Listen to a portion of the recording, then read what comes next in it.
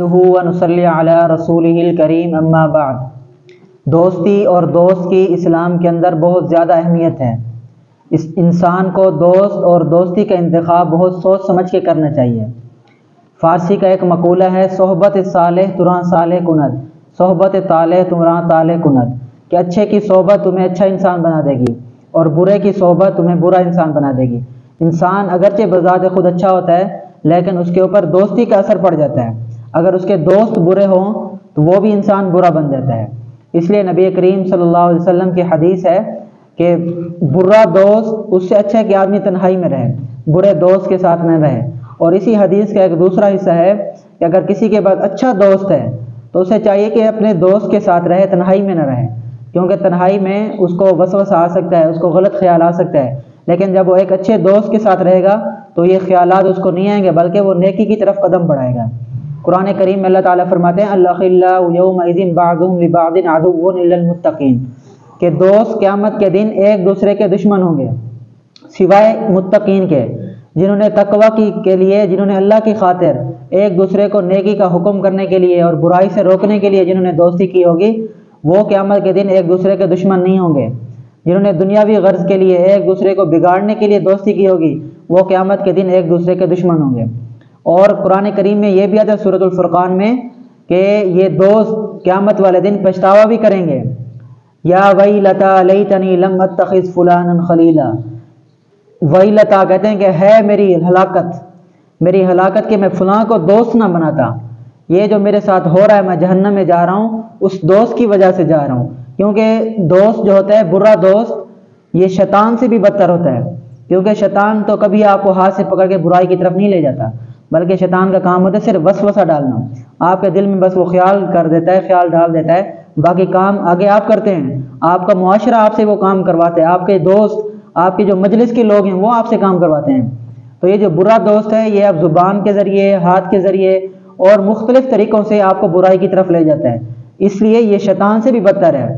قرآن کریم میں شیطان کی دو قسمیں کی گئی ہیں، من الجنۃ والناس، کہ شیطان جنوں میں سے بھی ہے اور انسانوں میں سے بھی ہے۔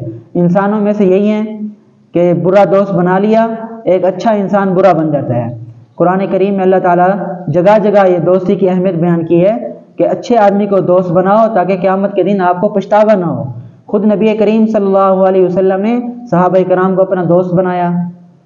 صحابہ کرام رضوان اللہ اجمعین نے اپنے درمیان بھی دوستی قائم کی۔ اور حضرت عمر رضی اللہ تعالی عنہ کا واقعہ مشہور ہے کہ انہوں نے اپنی بہن کو مارا، اور اتنا مارا زخمی کر دیا، اپنے بہنوئی کو مارا، زخمی کر دیا، لیکن کیونکہ ایک اچھے دوست تھے، وہ ان کی بہن بھی ان کی اچھی دوست تھی اور ان کے بہنوئی بھی اچھے دوست تھے، ان کے اندر اصلاح کا جذبہ تھا کہ حضرت عمر رضی اللہ تعالیٰ عنہ بھی اسلام کی طرف آ جائیں، اچھے راستے کی طرف آ جائیں۔ باوجود مار کھانے کے انہوں نے اپنا غصہ نہیں نکالا کہ آپ نے تو ہمیں مارا تھا، بلکہ ان کو اسلام کی طرف دعوت دی کہ آپ بھی آ جائیں۔ تو حضرت عمر رضی اللہ تعالیٰ عنہ کے دل میں خواہش پیدا ہوئی کہ جس مذہب کو انہوں نے اپنایا ہے، کہ میں نے اتنا ان کو مارا پھر بھی اس مذہب سے، اسلام سے پیچھے نہیں ہٹے، تو انہوں نے خواہش ظاہر کی کہ مجھے بھی دکھاؤ کہ آپ کیا پڑھ رہے تھے، وہ قرآن کی جو آیات ہیں مجھے بھی پڑھاؤ۔ تو ان کی بہن نے فرمایا کہ ابھی آپ ناپاک ہو، پہلے غسل کرو اور اپنے کفر سے توبہ کرو، پھر ہم آپ کو یہ قرآن پاک دکھائیں گے۔ تو انہوں نے جیسے ہی قرآن پاک دکھایا اور پڑھا تو حضرت عمر رضی اللہ تعالیٰ عنہ کا دل بدل گیا۔ انہوں نے فوراً یا تو آپ صلی اللہ علیہ وسلم کو قتل کرنے کے لیے گھر سے نکلے تھے، یا غلام بن کے خدمت میں حاضر ہوئے کہ میں کلمہ پڑھتا ہوں۔ اسی طرح حضرت ابوبکر صدیق رضی اللہ تعالیٰ عنہ کے کئی واقعات ہیں، انہوں نے اپنے دوستوں کو اسلام کی طرف دعوت کی، اسلام کی طرف ان کو راغب کیا۔ اگر حضرت ابوبکر صدیق کی ان کے ساتھ دوستی نہ ہوتی شاید وہ اسلام کی طرف نہ آتے۔ تو اچھا دوست آپ کو، اگرچہ آپ خود برے ہیں لیکن آپ کا دوست آپ کو اچھا بنا دے گا۔ جیسے کہتے ہیں اردو میں مثال ہے، خربوزہ خربوزے کو دیکھ کے رنگ پکڑتا ہے، تو یہ بھی ایسی ہے، جیسے آپ کا دوست ہوگا ویسے مقناطیس ہے دوست، وہ آپ کو کھینچے گا، جیسے وہ خود ہوگا آپ کو بھی ویسے بنا دے گا۔ قرآن کریم میں ایک دوسری جگہ اللہ تعالیٰ فرماتے ہیں یا ایھا الذین آمنوا اتقوا اللہ وکونوا مع الصادقین، اے ایمان والو تقوی اختیار کرو۔ پھر تقوی اختیار کیسے کرو گے؟ تقوی اختیار کرنے کا طریقہ بھی اللہ تعالیٰ نے بتا دیا ہے کہ سچوں کے ساتھ رہو۔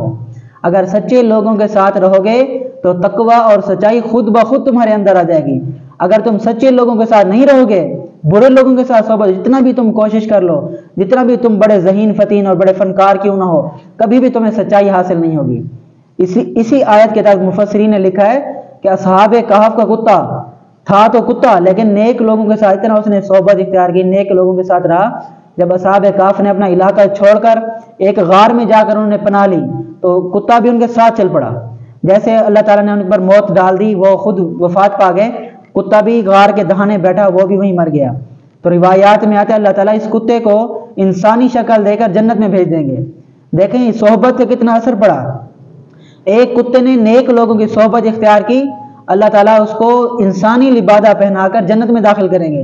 اور اس دوسری طرف دیکھیں نوح علیہ السلام کا بیٹا، قرآن کریم میں اس کے سورۃ ہود میں واقعہ ذکر ہے، نبی کا بیٹا ہے، اللہ تعالیٰ سے نبی خود دعا کریں یا اللہ یہ میرا بیٹا ہے، اللہ تعالیٰ فرماتے ہیں یہ تمہارا بیٹا نہیں ہے کیونکہ اس کے اعمال ٹھیک نہیں ہیں، یہ تمہاری فیلڈ کا آدمی نہیں، آپ تو نیک ہو، آپ تو نبی جو تھے حضرت نوح علیہ السلام اللہ تعالیٰ کے فرما بردار تھے اور بیٹا نافرمان تھا، تو اللہ تعالیٰ نے ان کو بھی وہ جو طوفان آیا تھا، سیلاب آیا تھا، اس میں بہا دیا۔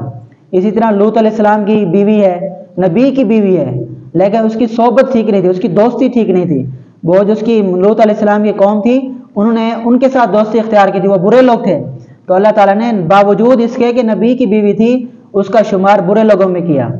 اور دوسری طرف دیکھیں فرعون کی بیوی ہے آسیہ فرعون کی بیوی ہے، لیکن انہوں نے اپنی صحبت اور اپنی دوستی اپنے تعلقات اچھے لوگوں کے ساتھ رکھے، اس لیے اللہ تعالیٰ نے باوجود اتنا بڑا کافر فرعون، کافروں کا سردار، بہت بڑا آدمی، کفار کا بہت بڑا آدمی تھا، اس کے گھر میں رہ کر بھی اللہ تعالیٰ نے حضرت آسیہ کو ایمان کی توفیق دی۔ تو ان تمام قرآنی آیات کو، احادیث کو سامنے رکھ کر اور صحابہ کرام کی تاریخ کو سامنے رکھ کر یہ بات معلوم ہوتی ہے کہ انسان کے اوپر زیادہ جو اثر انداز چیز ہوتی ہے، زیادہ جو چیز اثر کرتی ہے وہ دوستی ہے۔ یہ دوست ہے جو آپ کو جنت میں بھی لے جا سکتے ہیں اور جہنم میں بھی لے جا سکتے ہیں۔ اس لیے حدیث میں ایک آتا ہے المرء مع من احبہ، کہ آدمی اسی کے ساتھ ہوگا جس سے اس نے محبت کی ہے، جس کے ساتھ اس کے پیار ہے، جس کے ساتھ ان کے تعلقات ہیں، قیامت کے دن وہ ان کے ساتھ ہوں گے۔ تو آپ خود فیصلہ کر لیں کہ آپ کو نیکوں کے ساتھ رہنا ہے یا برے لوگوں کے ساتھ رہنا ہے۔ اگر آپ نیکوں کے ساتھ رہیں گے دنیا میں تو انشاءاللہ قیامت میں بھی آپ نیک لوگوں کے ساتھ اٹھیں گے۔ اگر آپ یہاں دنیا میں برے لوگوں کے ساتھ رہیں گے یا دنیا میں تھوڑی سی شہرت مل جائے گی آپ کو، لیکن قیامت کے دن آپ کا حشر ٹھیک نہیں ہوگا۔ اس لیے اچھی دوستی اختیار کریں اور اچھے انسان بنیں تاکہ ملک کے لیے، اپنی قوم کے لیے، اپنے گھرانے کے لیے، اپنے خاندان کے لیے آپ فائدہ مند ثابت ہوں۔